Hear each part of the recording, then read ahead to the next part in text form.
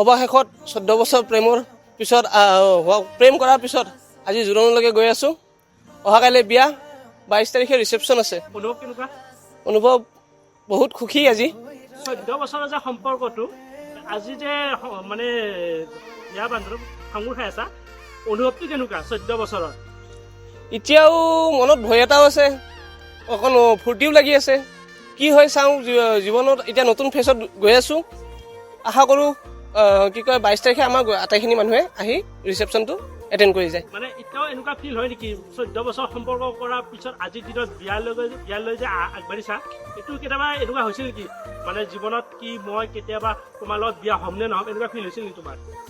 প্ৰথম যেতিয়া প্ৰেম কৰিছিলোঁ সদায় সেইটোৱে ভাবিছিলোঁ। যি নহওক এতিয়া হ'বলৈ গৈ আছে যে মনত এটা যিটো আনন্দ, সেই ফূৰ্তিটো আছে, নিশ্চয় আছে। আশা কৰোঁ গোটেই ভগৱানৰ কৃপাত গোটেইখিনি ভালে ভালে হৈ যাওক। ধন্যবাদ। মই জীৱনৰ আমাৰ ফালৰ পৰা শুভকামনা যাচিলোঁ। ধন্যবাদ।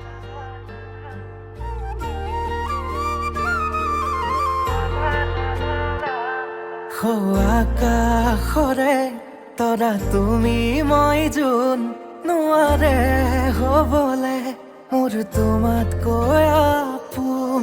লাহেকৈ দুয়োৰে সপোনে হাঁহিব মৰমে মৰমে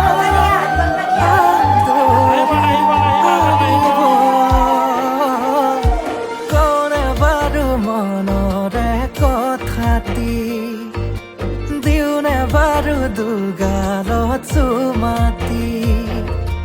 কৌনে বাৰু মনৰে কথাটি দিওনে বাৰু দুগালত চুমাতি।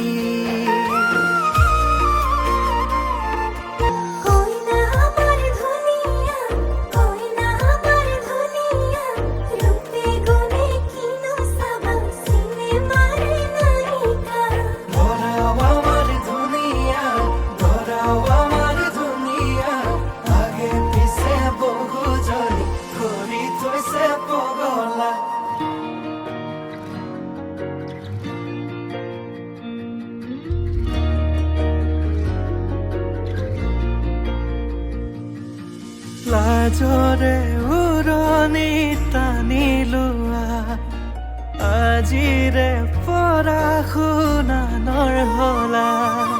ঘৰৰে শুৱনি আমাৰে লখিমী সুখী হোৱা জীৱন।